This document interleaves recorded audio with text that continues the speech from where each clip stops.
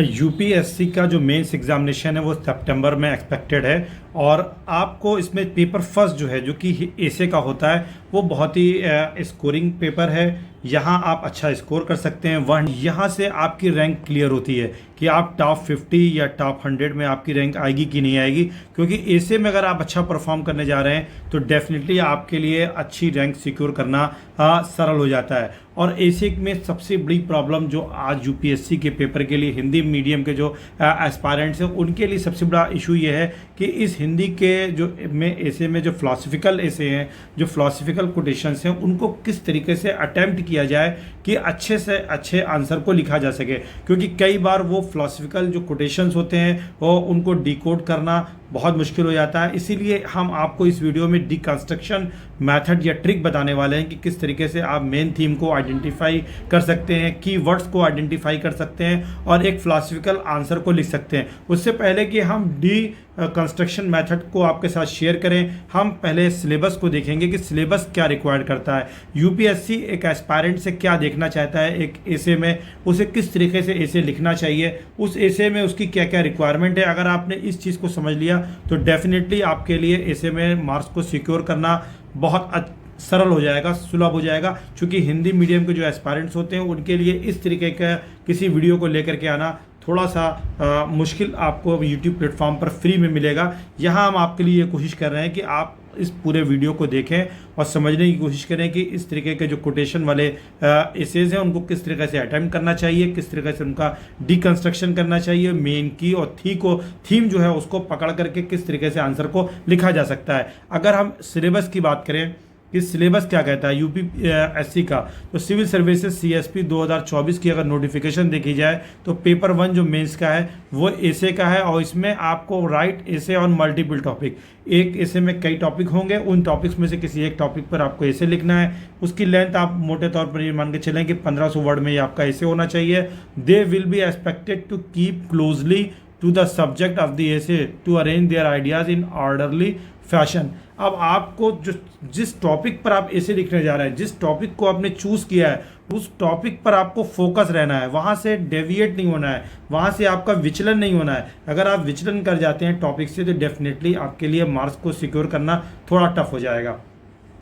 पहला काम क्या करना है कि टॉपिक पर आपको रहना है और टॉपिक आप वो चूज ना करें जो आपको अपील कर रहा हो, जो आपको देखने में लग रहा हो कि नहीं इस टॉपिक पर हम लिखेंगे, बल्कि उस टॉपिक पे लिखना है जिस पर आप अच्छा डिलीवर कर सकते हैं, आपके पास उसके लिए बैकग्राउंड इन्फॉर्मेशन है, आप उसका पूरा डायमेंशन जानते हैं, उसके जितने पहलू हैं वो पहलुओं को आप डिकोड कर सकते हैं और अपने आंसर की जो बॉडी है उसमें लेकर के आ सकते हैं। इंट्रोडक्शन में आप उसको एक्सप्लोर करते हुए बता सकते हैं कि यहाँ इस टॉपिक से हम इस ऐसे में एक्सप्लोर करेंगे और जब आप उसका फाइनल कंक्लूजन करेंगे उसमें आप उसका सजेशन भी देंगे, वे फॉरवर्ड भी देंगे। फिर साथ ही साथ कह रहा है कि ऑर्डरली फैशन टू राइट कंसाइसली।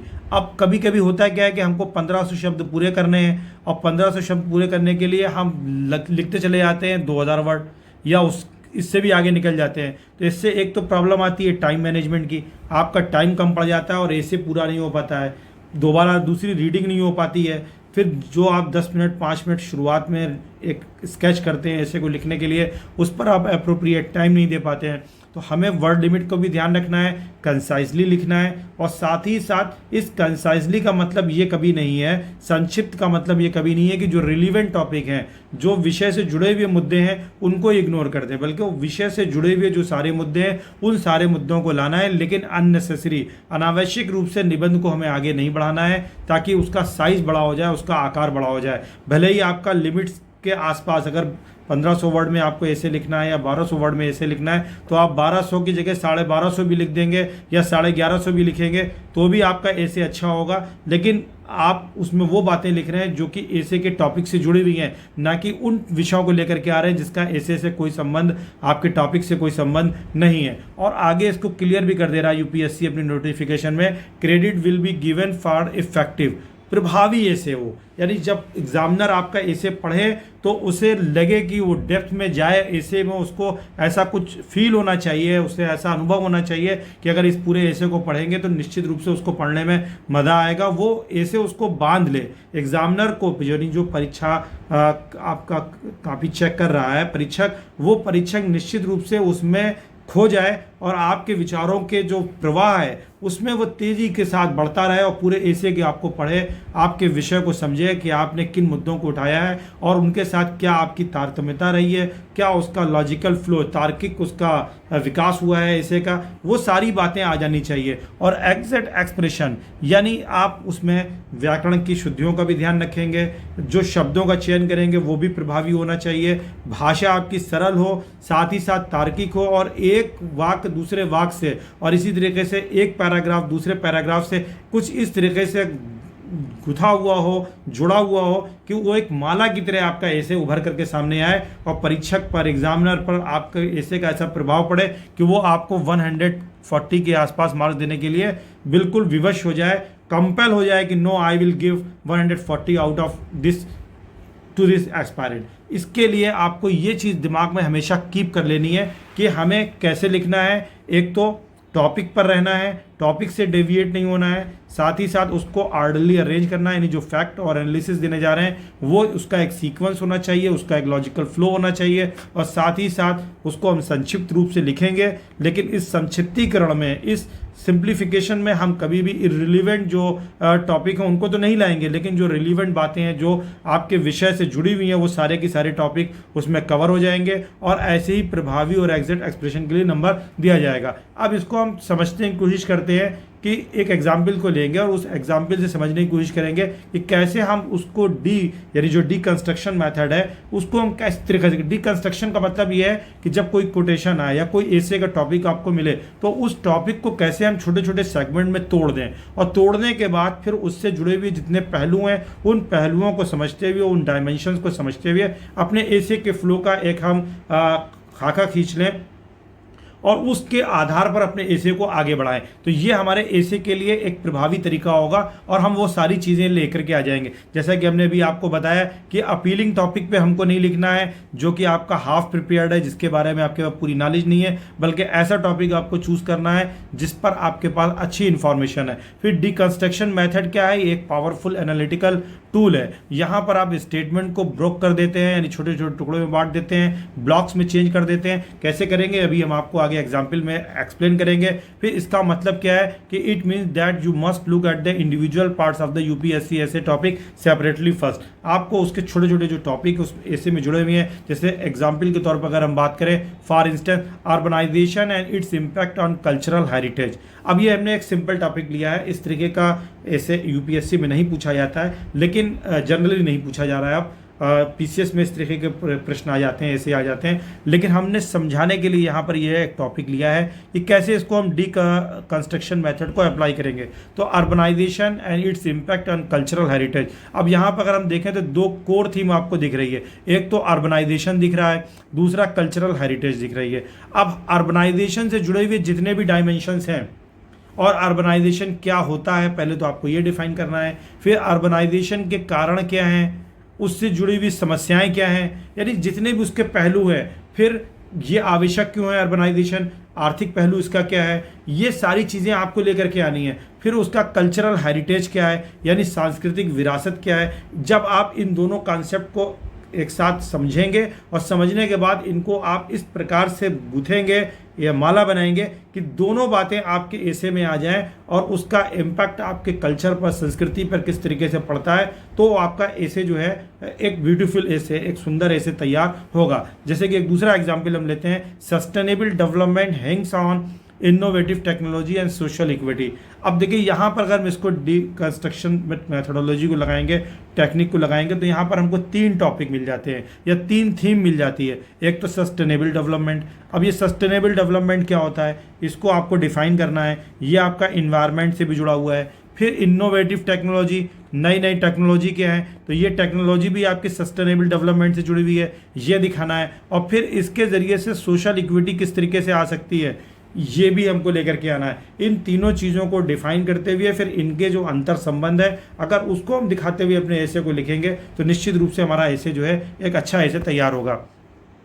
फिर अगर हम बात करें तो हमें करना क्या है, सार रूप से आप समझ लें कि टॉपिक पर स्टे रहना है, ऑर्गेनाइज्ड आइडियाज़ लिखने हैं हमको, कंसाइज राइटिंग होनी है और इफेक्टिव एक्सप्रेशन होना है। इफेक्टिव एक्सप्रेशन में जैसे कि हमने बताया कि लैंग्वेज आपकी अच्छी होनी चाहिए, अप्रोप्रिएट वोकैबुलरी होनी चाहिए, जो टर्मिनोलॉजी या परिभाषिक शब्द हैं उसको आपको यूज़ करना चाहिए, क्लियरिटी आपकी थॉट में होनी चाहिए ताकि आपका इम्पैक्ट जो है, जो लिखा है जो आपने, उसका इम्पैक्ट एग्जामिनर के ऊपर आए। अब इस फिलॉसफिकल अगर हमको ऐसे लिखना है, इसका दूसरा पार्ट अब ये है कि फिलॉसफिकल ऐसे अगर हमको लिखना है तो हम फिलॉसफिकल ऐसे की हमारी राइटिंग क्या होगी, क्या ट्रिक होगी, किस तरीके से लिखेंगे, इसको समझने की आवश्यकता है। तो पहले तो हम फिलॉसफिकल कॉन्सेप्ट जो आया, पूछा गया है प्रश्न में, उसको समझेंगे, या कोटेशन कोई दे रखा है तो उसको समझेंगे। फिर उस कोटेशन में या फिलॉसफिकल कॉन्सेप्ट के अंदर जो की थीम है उसको पकड़ने की कोशिश करेंगे। फिर उसकी थीम के आधार पर एक स्ट्रक्चर हम बनाएंगे और उस स्ट्रक्चर के आधार पर फिर हम इंट्रोडक्शन लिखेंगे। और उस इंट्रोडक्शन में हम क्या लेकर के आएंगे,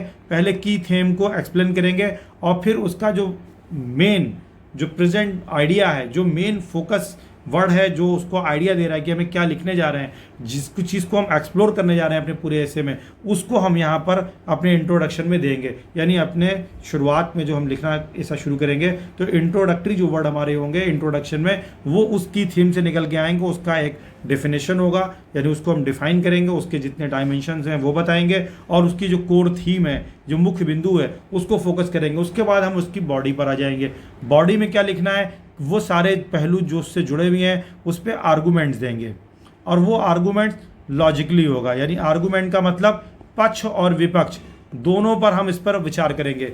जो उस कोर्ट का पक्ष है और विपक्ष है, दोनों को हम उस लॉजिकली सामने रखेंगे, तार्किक रूप से उसका प्रस्तुतिकरण करेंगे। और उसके लिए हमारे पास जो ऐतिहासिक तथ्य हैं, अगर कोई भौगोलिक तथ्य है, आर्थिक तत्व है, या इसी तरीके से सामाजिक, सांस्कृतिक, धार्मिक कोई भी पहलू है, पर्यावरणीय पहलू है, जो उस कोर्ट को सपोर्ट करता हो, सप्लीमेंट करता हो, तो उस सारे पक्ष और विपक्ष को हम लेकर के आएंगे। फिर उसके बाद हम कंक्लूजन करते हुए वे फॉरवर्ड लेकर के आएंगे, यानी हमारा जो आर्गूमेंट है उसको समराइज करेंगे और फिर हम मेन आइडिया बताते हुए उसके साथ हम क्या करेंगे कि सुझाव भी देंगे। क्योंकि यूपीएससी में अगर आप सुझाव नहीं देते हैं, अपनी तरफ से कोई वे फॉरवर्ड नहीं देते हैं समस्या के समाधान के लिए, तो आपके नंबर कहीं ना कहीं कम हो जाते हैं। और अगर आप समाधान प्रस्तुत कर देते हैं, आपका समाधान तार्किक होना चाहिए, और अगर आप उसमें कुछ चीज़ें नई बता रहे हैं कि इस तरीके से हम बेहतर कर सकते हैं, तो निश्चित रूप से आपको एक्स्ट्रा मार्क्स जो है आपके ऐसे में मिल जाते हैं। तो यहाँ तो ये मेन पॉइंट हो गया। अब अगर हम आगे की बात करें, एक एग्जाम्पल को लेते हैं। For example, the unexamined life is not worth living. अब ये सोक्रेटिस का एक स्टेटमेंट है। सुकरात ने कहा है कि unexamined life is not worth living, यानी अगर किसी ने अपने जीवन का आत्म परीक्षण ना करे, आत्म मूल्यांकन ना करे, यानी एक ऐसा जीवन जिसका आत्म मूल्यांकन ना हो, उस जीवन का कोई महत्व नहीं है, ऐसा सुक्रेटिस ने एक स्टेटमेंट दिया है। ये सुक्रेटिस का इसका एक कोटेशन है। अब इस पर ऐसे आपको लिखना है, यूपीएससी में पूछा गया है, इस तरीके के ऐसे यूपीएससी में आते भी हैं। अब अनएग्जामिन्ड लाइफ, तो इसमें एक आप अगर कोर थीम देखेंगे तो क्या है, एक तो यह है कि अनएग्जामिन्ड लाइफ, और दूसरा इसको सप्लीमेंट करने के लिए एक छोटा सा आप कह सकते हैं वर्थ लिविंग। तो लिविंग भी दो तरीके की हो सकती है, वर्थ लिविंग और नॉन वर्थ लिविंग। तो एक गुणवत्तापूर्ण जीवन कैसा हो सकता है, एक अच्छा जीवन कैसा हो सकता है, और एक ख़राब जीवन कैसा हो सकता है। तो अच्छे जीवन के लिए क्या ज़रूरी है कि हम पुनर्मूल्यांकन करें या अपना सेल्फ मूल्यांकन करें उस जीवन का कि जो हम जीवन जी रहे हैं। अब यहीं पर हमको बताना है कि पुनर्मूल्यांकन, इसको हम जीवन के साथ अनएग्जामिन, यानी पुनर्मूल्यांकन को अगर हम इस्टेब्लिश कर दें, डिफाइन कर दें, तो निश्चित रूप से आप उसके कोर थीम तक पहुंच जाएंगे। अब जैसे सुक्रेटिस ने कहा, ये हमने यहाँ पे आपके लिए कुछ चीज़ें लिख दी हैं कि the unexamined life is not worth living. अब अगर इस पूरे फिलॉसफिकल कोटेशन को देखा जाए तो इसका मतलब क्या है, इसका मतलब ये है कि जो जीवन में फॉर एग्जाम्पल बहुत सारे, अगर आप महात्मा गांधी को ले लें फॉर एग्जाम्पल, इसी तरीके से रविन्द्रनाथ टैगोर को ले लें, सुभाष चंद्र बोस को ले लें, बुद्धा को ले लें, स्वामी विवेकानंद को ले लें, या भगवत गीता को ले लें, इनमें से किसी को भी और एक से ज़्यादा को अपने निबंध की आवश्यकता के अनुसार लोगों को आप शामिल कर सकते हैं और आप बता सकते हैं कि किस तरीके से हमको इस एसे में जाकर के लिखना है। जैसे फॉर एग्जांपल हम की आइडेंटिफाई करेंगे तो इसमें बॉडी में क्या आएगा, यहाँ पर आ जाएगा self knowledge, unexamined life, self knowledge, introspection, यानी अपना मूल्यांकन करना, अपने को फिर से देखना, इंट्रोस्पेक्ट करना, आत्म परीक्षण करना। तो जब हम आत्म परीक्षण करेंगे, सेल्फ के बारे में, अपने विषय में जानकारी इकट्ठी करेंगे, तो हमको क्या मिलेगा, एग्जामिन्ड लाइफ मिलेगी। और अनएग्जामिन्ड लाइफ दे रखा है कि अनएग्जामिन्ड अगर लाइफ है तो वो वर्थ लिविंग नहीं है। अगर हमारी लाइफ एग्जामिन्ड हो जाए, हमारा जीवन पुनर्मूल्यांकित हो जाए, तो फिर हमारा जीवन कैसा हो जाएगा, मूल्यवान हो जाएगा। उसके लिए हमें अपने बारे में जानकारी उठानी होगी। और अपने बारे में जानकारी हमें कैसे मिलेगी, जब हम अपना आत्म परीक्षण करेंगे कि हमारी क्या विशेषताएं हैं, क्या खूबियां हैं, क्या कमियां हैं, किस तरीके का हमारा चरित्र है, किस तरीके का हमारा मॉरल है, किस तरीके की हमारी इंटीग्रिटी है, किस तरीके की हमारी नैतिकता है, किस तरीके की बुद्धि है। तो जब हम इन सारे विषयों पर विचार करेंगे तो हमें अपने चरित्र के, अपने व्यक्तित्व के जो विभिन्न पहलू हैं वो हमारे सामने उजागर हो जाएंगे और फिर उसके आधार पर हम अपने जीवन को मूल्यवान या वर्थ लिविंग बना सकते हैं। तो मेन इसमें जो थीम है वो क्या है, सेल्फ एग्जामिनेशन है। सेल्फ एग्जामिनेशन को आपको समझना है। अब इस सेल्फ एग्जामिनेशन को हम रिलेट कर सकते हैं महात्मा गांधी जी से। अब महात्मा गांधी ने क्या किया, महात्मा गांधी बैरिस्टर बने, बैरिस्टर बन के वो अफ्रीका पहुंचे, वहाँ एक अच्छा जीवन उनके पास था, वकालत कर रहे थे, काफ़ी कुछ वो अर्न कर सकते थे अपने जीवन में। लेकिन उन्होंने अपना मूल्यांकन किया और तत्कालीन परिस्थितियों के संदर्भ में मूल्यांकन किया कि जब वो भारत आए, भारत की दशा देखी, भारत के लोगों का शोषण देखा, और उससे पहले अफ्रीका में उन्होंने, साउथ अफ्रीका में वो अनुभव किया कि किस तरीके से अंग्रेज़ जो हैं वहाँ के काले लोगों का शोषण कर रहे थे, रंग के आधार पर, नस्ल के आधार पर, जो रेशियल डिस्क्रिमिनेशन था। तो उन्होंने क्या किया, मूल्यांकन शुरू किया। जब मूल्यांकन शुरू किया तो उन्होंने क्या किया, सत्याग्रह लेकर के आए, ट्रुथ फोर्स यानी सत्याग्रह लेकर के आए। इसी तरीके से उन्होंने कई सारी नॉन वायलेंस लेकर के आए और फिर यंग इंडिया में उन्होंने अपने विचारों को लिखना शुरू किया। तो आप गांधी जी के विचारों को इस तरीके से बता सकते हैं कि गांधी जी ने फिर भारत आए, भारत में चंपारण गए, पहले समझते रहे भारत को, फिर उसके बाद चंपारण गए और फिर उन्होंने असहयोग आंदोलन से बहुत कुछ सीखा और फिर किस तरीके से वो भारत की आज़ादी के, वो एक तरीके से गांधी युग भारत के स्वतंत्रता के इतिहास में आया और उन्होंने देश को आज़ाद कराने में कंट्रीब्यूट किया। तो वो किसका परिणाम था, वो उनके सेल्फ एग्जामिनेशन का ही परिणाम था। अगर हम भगवत गीता को देखें तो अर्जुन क्या कह रहे हैं कृष्ण से, अर्जुन कृष्ण से कह रहे हैं ना, सेल्फ एग्जामिनेशन देखिए कि जनना योगा पाथ ऑफ नॉलेज, किसके लिए, कर्म योगा के साथ, पाथ ऑफ एक्शन यानी ज्ञान का रास्ता मार्ग के साथ ही साथ कर्म का जो मार्ग है उसके साथ उन्होंने का उपदेश दिया। और ये सेल्फ उनको किसको दिया, अर्जुन को दिया। अब अर्जुन ने इंट्रोस्पेक्ट किया और फिर उसके बाद जो अर्जुन युद्ध नहीं करना चाह रहे थे, फिर उन्होंने सत्य के लिए, धर्म के लिए अपने जो दायित्व थे, जो ड्यूटी थी, जो उत्तरदायित्व था उसको निभाया और इस तरीके से एक उन्होंने राइटियस प्रिंसिपल्स की जो है, एक सच्चे सिद्धांत की जो इन्होंने स्थापना करी। फिर हम विवेकानंद को देखें, आत्मविचारा उनका सिद्धांत था, सेल्फ इंक्वायरी था। और उन्होंने क्या कहा, उन्होंने ये कहा कि जब तक भी एक भी दरिद्र है, जो भूखा नंगा है, उसके लिए धर्म या ईश्वर का कोई महत्व नहीं है। तो ये सारी चीज़ें कैसे आई, सेल्फ एक्सप्लोरेशन से ही निकल करके आई। महात्मा बुद्ध को अगर आप देखेंगे तो उनका जो अष्टांगिक मार्ग है, इसी तरह से 4 आर्य सत्य हैं, वो अगर आप देखेंगे तो वो भी जब बुद्ध ध्यान लगाते हैं, जब बुद्ध लाइट ऑफ एशिया में आपने पढ़ा होगा कि जब वो बुद्ध निकलते हैं अपने सारथी के साथ और वहाँ वृद्ध को देखते हैं, मृत्यु को देखते हैं, बीमार व्यक्ति को देखते हैं, तो वो सारी चीज़ें जो उनके माइंड में आती हैं तो वो सेल्फ एक्सप्लोर कर रहे होते हैं और सेल्फ एग्जामिनेशन कर रहे होते हैं कि कितने बड़े सत्य उनसे छुपे हुए थे महलों के दौर में रहते हुए। जब वो बाहर राजभवन से, राजमहल से बाहर आए तो उनको सत्य की अनुभूति हुई, उन्होंने सेल्फ एक्सप्लोरेशन किया, फिर वो सत्य के ज्ञान के लिए निकल पड़े और फिर उन्होंने अष्टांगिक मार्ग और इस तरीके से 4 आर्य सत्य और फिर बौद्ध धर्म की स्थापना की। तो ये सारी चीज़ें कैसे निकल करके आई हैं, यहीं से निकल के आई हैं। फिर इसी तरह से हम रविन्द्रनाथ टैगोर जी के गीतांजलि को ले सकते हैं। तो ये तो हमने आपको समझाने के लिए एक से ज़्यादा एग्जाम्पल यहाँ पर ले लिए। सुभाष चंद्र बोस ने क्या कहा, सेल्फ रिलायंस, आत्मनिर्भर और सेल्फ सेक्रीफाइस। क्यों कहा, क्योंकि उन्होंने कहा गिव मी ब्लड, तुम मुझे खून दो, मैं तुम्हें आज़ादी दूंगा। तो ये क्या था कि उन्होंने अपना मूल्यांकन किया कि बिना खून दिए, बिना खून देने का अर्थ ये है कि जब तक कि हम राष्ट्र के लिए बलिदान नहीं देंगे, जब तक हमको अपनी स्वतंत्रता प्राप्त नहीं हो सकती है। और ये उनको कब अनुभव हुआ, जब उन्होंने अपना खुद का मूल्यांकन किया। ये चीज़ जब आ जाती है तो व्यक्ति का जीवन जो होता है क्या बन जाता है, मूल्यवान बन जाता है। तो इस चीज़ को आपको ध्यान में रखना है। तो इसी आधार पर अगर आप ऐसे को पूरा लिखने की प्रयास करेंगे तो इसके सारे के सारे पक्ष आपके सामने आ जाएंगे। अगर हम भगवत गीता में देखें तो निष्काम कर्मा भी है, गांधी जी का अहिंसा और सत्याग्रह भी है। तो आप इस आधार पर अगर ऐसे को लिखने जा रहे हैं तो निश्चित रूप से आपका ऐसे जो कोटेशन का है वो आपके लिए आसान हो जाएगा। ये मैंने सिर्फ आपके लिए एक ट्रिक के तौर पर इस वीडियो को बनाया है। अब हम यूपीएससी में जितने भी प्रश्न आए हैं कोटेशन से जुड़े हुए उन सारे वीडियोस पर एक एक डे बाय डे आपके लिए वीडियो लेकर के आएंगे, ताकि आपको इन सारे ऐसे पे लिखने में आसानी हो। कैसा रहा ये एनालिसिस कमेंट जरूर करिएगा। जीएस पेपर 1 के लिए भी हम शुरू करेंगे, जो पूर्व वर्षों में प्रश्न यानी PYQ जो है मेंस के, उन पर कैसे आंसर लिखा जाए उसको लेकर के आने का प्रयास कर रहे हैं। Thank you so much.